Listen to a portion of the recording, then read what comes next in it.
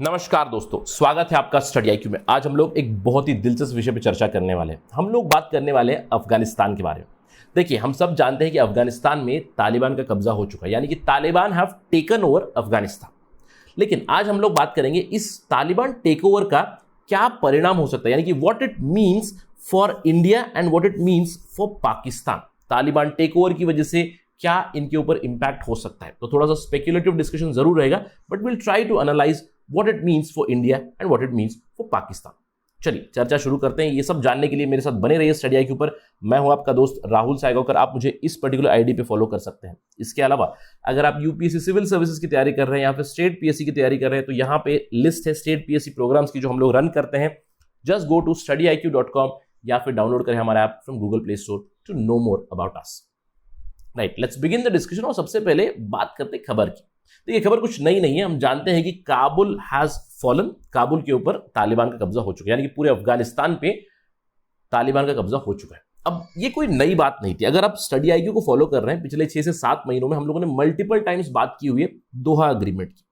और जब से दोहा अग्रीमेंट साइन हुआ था पिछले साल 2020 में, मार्च 1 से वो इंप्लीमेंट होने शुरू हो गया था, तब से लेकर हम लोगों ने चर्चा जरूर की थी 3 विकल्पों की। आपको याद होगा, पहला विकल्प कि तालिबान टेक ओवर, दूसरा विकल्प एक सिविल वॉर हो सकता है अफगानिस्तान में, उसकी भी सिचुएशन डेवलप हो चुकी है। तालिबान वर्सेस नदर्न अलायंस अभी भी चल रही लड़ाई, पंजशीर वैली में पंजशीर रेजिस्टेंस चल रहा है, तो छोटा सा सिविल वॉर जरूर चल रहा है, हम लोग कह सकते हैं। और तीसरा विकल्प था कि तालिबान और जो नेशनल गवर्नमेंट थी अशरफ गनी की, एक यूनिटी गवर्नमेंट बनाए। अब तीसरा विकल्प तो जा चुका है। 2 विकल्प में से तालिबान कंट्रोल हो चुका है, लेकिन कुछ रेजिस्टेंस भी दिखाई दे रहा है। ये तो ज्यादा कुछ सरप्राइजिंग नहीं थी, एक बहुत ही run of the mill development थी, इज़न्ट इट? लेकिन काफी सरप्राइजिंग चीज ये थी कि जिस स्विफ्टनेस से और जिस तेजी से तालिबान ने कब्जा किया काबुल के ऊपर। बट नॉनदलेस जो होना था वो तो हो चुका है, यानी कि अफगानिस्तान में तालिबान का कब्जा हो चुका है। अभी एक ट्रांजिशन फेज चल रहा है। हमें पता नहीं कि तालिबान एग्जैक्टली क्या करेगा, लेकिन इनिशियल रिपोर्ट से ये पता चल रहा है कि तालिबान अफगानिस्तान में शरिया रूल लाएगा, वहां पे काउंसिल है जो रूल करेगी। There is no concept of democracy, ये तो पता चल चुका है। अब इन सब के चलते हम लोग यहाँ पे एनालाइज करेंगे भारत के ऊपर इसका क्या परिणाम हो सकता है और पाकिस्तान के ऊपर। देखिए, भारत के चलते आपको थोड़ा सा रिडंडेंट डिस्कशन जरूर लग सकता है, क्योंकि भारत एक ट्रिकी सिचुएशन में आ चुका है। भारत को इस डेवलपमेंट से काफी ज्यादा नुकसान हो सकता है। चलिए बात करते हैं कि what might happen with India. सबसे पहली चीज हम लोग बात करेंगे इंडिया के रेस्पॉन्स के बारे में। जैसे ही कब्जा हुआ, हम जानते हैं कि अफगानिस्तान के ऊपर कंप्लीट कब्जा काबुल को उन्होंने कब कैप्चर किया? 15 अगस्त की शाम को, यानी कि 16 अगस्त से तालिबान कैप्चर्ड कंप्लीट अफगानिस्तान। अगले ही दिन अगस्त 17, 2021 को यूनाइटेड नेशन सिक्योरिटी काउंसिल का एक कॉल आया, जहां पे उन्होंने एक अपील की कि अफगानिस्तान में एक नई सरकार हो, यूनाइटेड इंक्लूसिव और रिप्रेजेंटेटिव सरकार बनाए अफगानिस्तान में। और अब मैंने ये कहा कि ये इंडिया का रिस्पॉन्स क्यों था, आपको ध्यान में रखना है। अभी फिलहाल इंडिया इज द चेयरमैन और the president of United nation security council.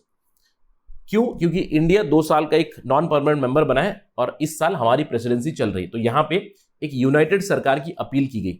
ये तो लगता है कि नहीं होगा। इस स्टेटमेंट से ही पता चलता है कि इंडिया कितनी ज्यादा प्रिकारियस सिचुएशन में है।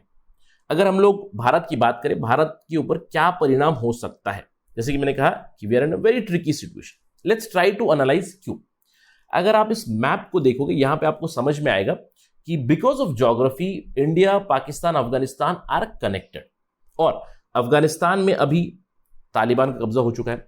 पाकिस्तान ऑलरेडी एक टेररिस्ट स्पॉन्सरिंग स्टेट है, टेररिस्ट हेवन है। और अगर तालिबान और अफगानिस्तान की एक मिली भगत हो जाएगी, तो यहां पे ये एंटायर जो एरिया है it will be terrorized, it will become terroristan, और इससे इंडिया के ऊपर एक काफी एडवर्स इंपैक्ट पड़ सकता है।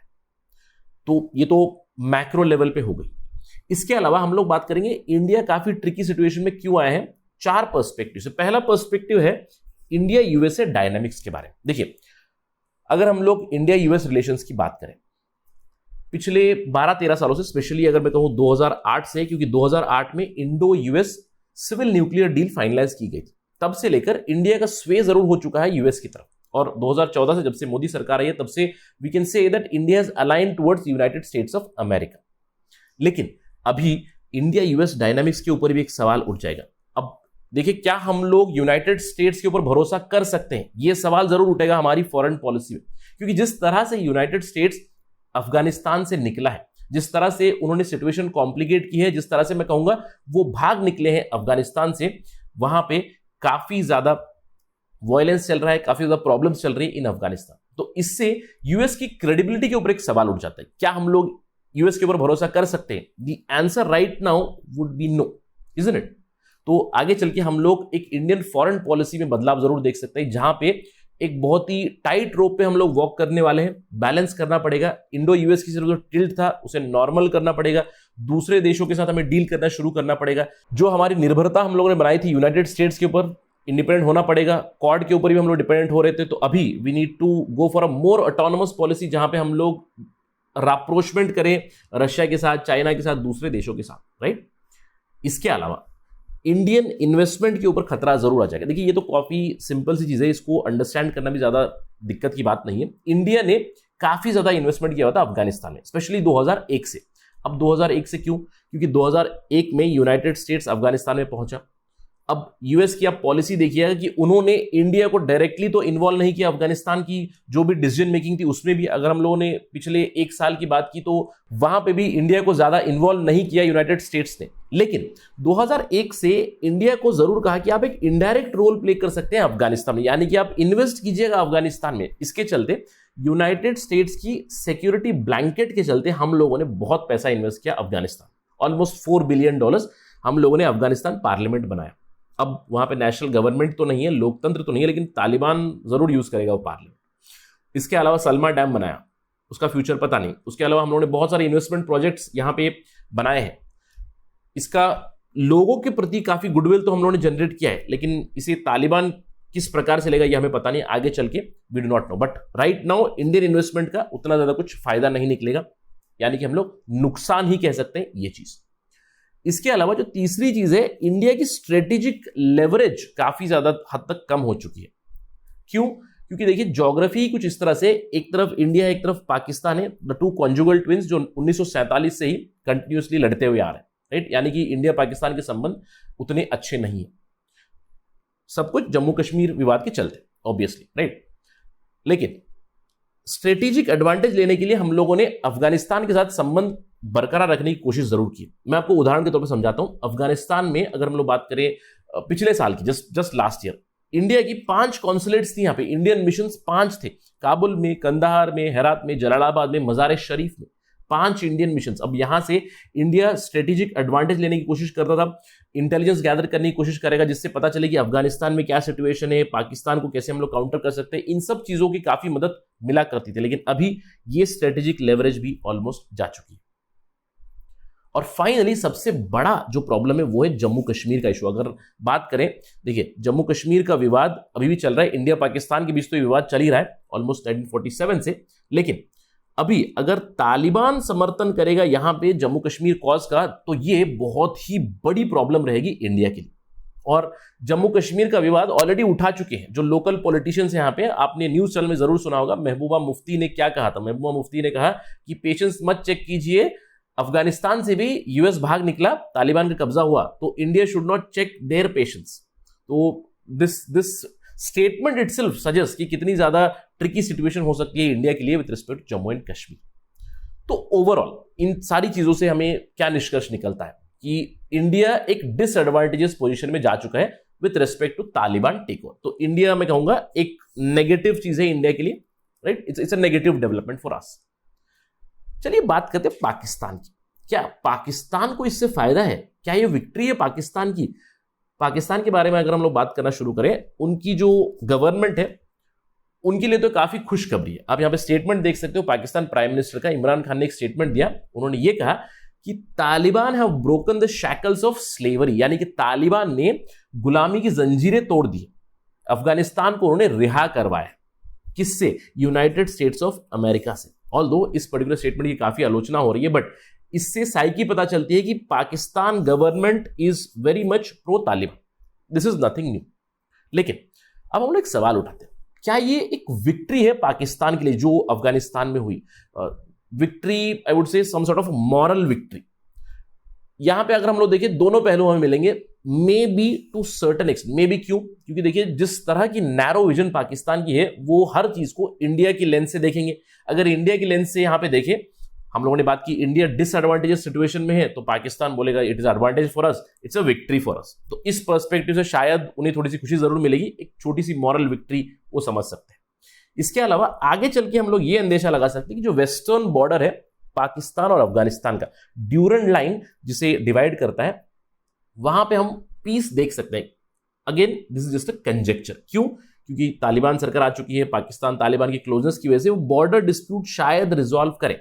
अगेन मे बी, क्यों? क्योंकि हम लोग फिर से बात करने वाले यहां पे तालिबान और ड्यूरेंट लाइन के बारे में, क्योंकि तालिबान काफी एक्सेंट्रिक है, कुछ भी हो सकता है। अभी फिलहाल उन्होंने बॉर्डर इशू को रिजॉल्व करने की बातें नहीं की। एक थर्ड पर्सपेक्टिव से पाकिस्तान को थोड़ा सा पॉजिटिविटी जरूर फील होगी विथ रिस्पेक्ट टू सीपीईसी। अब क्यों? हम जानते हैं कि चाइना और पाकिस्तान का China Pakistan economic corridor development चल रहा है, जो पाकिस्तान ऑक्युपाइड कश्मीर से गुजरता है। तो यहां पे चाइना ने काफी ज्यादा इन्वेस्टमेंट की हुई। यहां पे हम लोग आगे चल के एक स्पेक्युलेट जरूर चीज कर सकते हैं कि Pakistan might broker a deal between Afghanistan, that is Taliban and China. अब मैं क्यों कह रहा हूं? क्योंकि देखिए ऑलरेडी चाइना ने अपनी इंटरेस्ट दिखाई थी इन्वेस्टमेंट के लिए आइनक माइंस में। लोगार प्रोविंस में अफगानिस्तान के मेस आइनक माइंस आते हैं, जहां पे काफी ज्यादा कॉपर मिलता है। यहां पे चाइना ने कहा था कि हम इसमें इन्वेस्टमेंट करने के लिए इंटरेस्टेड है। कई सालों से उन्होंने कहा है, लेकिन कोई ज्यादा प्रोग्रेस नहीं हुई है। लेकिन आगे चल के हम लोग एक स्पेकुलेशन जरूर लगा सकते हैं कि Pakistan might broker a deal between Taliban and China. Again a मियर conjecture, क्या होगा आगे ये नहीं पता, बट इन चीजों से एक पता चलता है कि थोड़ा सा एडवांटेज जरूर होगा पाकिस्तान के लिए, एक मॉरल विक्ट्री भी समझ सकते हैं।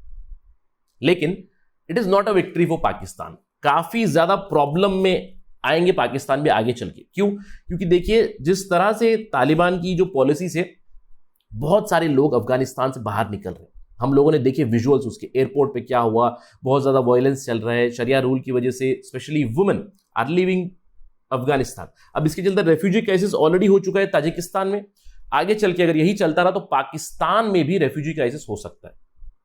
अब इससे पाकिस्तान के ऊपर क्या परिणाम पड़ेगा? देखिए अगर रेफ्यूजी एक्सेप्ट किए तो पाकिस्तान और तालिबान के संबंध खराब हो जाएंगे। अगर रेफ्यूजी एक्सेप्ट नहीं करेंगे तो उनके खुद के जो इस्लामिक ब्रेदरन को वो एक्सेप्ट नहीं कर रहे हैं, इससे उनकी इमेज खराब हो सकती है। तो ट्रिकी सिचुएशन। इसके अलावा अर्बन पाकिस्तान में तालिबान के प्रति ज्यादा सपोर्ट नहीं है, स्पेशली जो पाकिस्तान की महिलाएं, वहां पे भी तालिबान को ज्यादा सपोर्ट नहीं मिलेगा। तो अर्बन पाकिस्तान में you wouldn't find a lot of support for Taliban. This puts a question mark on their domestic politics.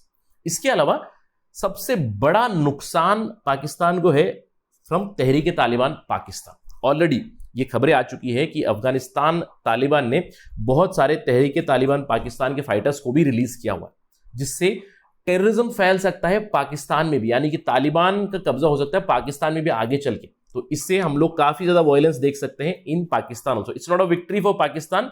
In fact मैं ये कह सकता हूं Pakistan is digging its own graveyard, they are playing with fire. और फाइनली ये मेरे पॉइंटर यहां पे दिया हुआ है, एक्सेंट्रिक तालिबान। जो मैंने पहले कहा कि वेस्टर्न बॉर्डर शायद पीसफुल हो सकता है, लेकिन it's just a may be. जिस तरह की तालिबान की पॉलिसीज रही है, तालिबान काफी एक्सेंट्रिक रहा है, और तालिबान के साथ डील करने की पाकिस्तान की उतनी ज्यादा कैपेबिलिटी है नहीं। अगर आप मिलिट्रीली बात करें, they are not capable, economically they are not capable, diplomatically also they are not very capable.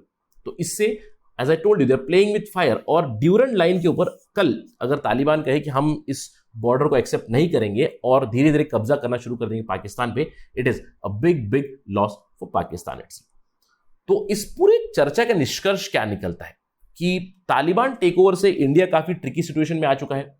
Pakistan अभी फिलहाल सेलिब्रेट कर रहा है, लेकिन आगे चल के nobody knows the situation. In fact Pakistan के ऊपर भी काफी बड़ा खतरा मंडरा रहा है बिकॉज ऑफ तालिबान। तो लेट्स वेट एंड वॉच कि क्या होगा, क्योंकि अभी फिलहाल ट्रांजिशनिंग चल रही है। तालिबान की पॉलिसी जैसे क्लियर हो जाएंगी तो हमें पता चलेगा क्या और परिणाम हो सकता है। Right now that is it from my side. Thank you for watching. जय हिंद।